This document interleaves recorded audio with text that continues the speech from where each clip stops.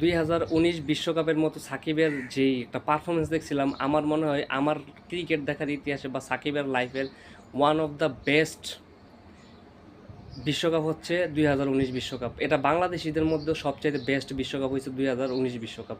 তবে সেই বিশ্বকাপের পর থেকে সাকিবের যে পারফরমেন্স তা আসলে অতটাও ভালো না।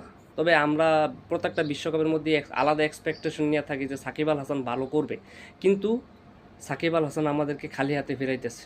তবে এটা সাকিবের শেষ বিশ্বকাপ, তো সেই বিশ্বকাপের মধ্যে আশা করি যে বাকি ম্যাচগুলো আছে সেই ম্যাচগুলোর মধ্যে সাকিব ফিরে আসবে তার স্বরূপে, এবং আমাদেরকে আরও অতীতের মতো আরও অনেক অনেক জয়ের উল্লাসে মাতাবে। এই সাকিব আল হাসানকে দেখা আসলে অনেক কষ্টকর। একজন সাকিব আল হাসান ফ্যান হিসাবে এর চাইতে তীব্র কষ্টকর কোনো সিন নাই আর। হ্যাঁ, মানে আমার পছন্দের প্লেয়ারটা, আমার আইডল, আমার সবচাইতে ফেভারিট যে প্লেয়ারটা সারা দুনিয়ার মধ্যে যে সেরা, সেই প্লেয়ারটার এইভাবে খারাপ সময়টা আসলে মানা যায় না, সত্যি কথা।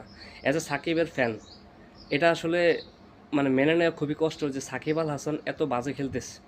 তবে যাই হোক, আমরা সাকিব আল হাসানের ফ্যান, আর আমরা ভালো খারাপ দুইটাকেই বলতে জানি, ঠিক আছে। সাকিব আল হাসান খারাপ খেলতেছে, সাকিব আল হাসানের সমালোচনা হওয়ার যোগ্য এবং সমালোচিত হচ্ছে, এটা নিয়ে যে আমরা ডিফেন্ড করব তাও কিন্তু কোনো স্কোপ নাই। কারণ সাকিব খারাপ খেলতেছে, দ্যাটস ওয়াই সাকিবের সমালোচনা হইতেছে। তো আশা করব সাকিব আল হাসান বাকি যে ম্যাচগুলো আছে সেগুলোতে ফিরে আসবে, এবং তাদের যে সমালোচক বা আমরা যারা সমালোচনা করতেছি আমাদেরকেই সাকিব আল হাসান যোগ্য জবাবটা দিবে। সাকিব আল হাসানের জন্য এক বুক ভালোবাসা এবং শুভকামনা।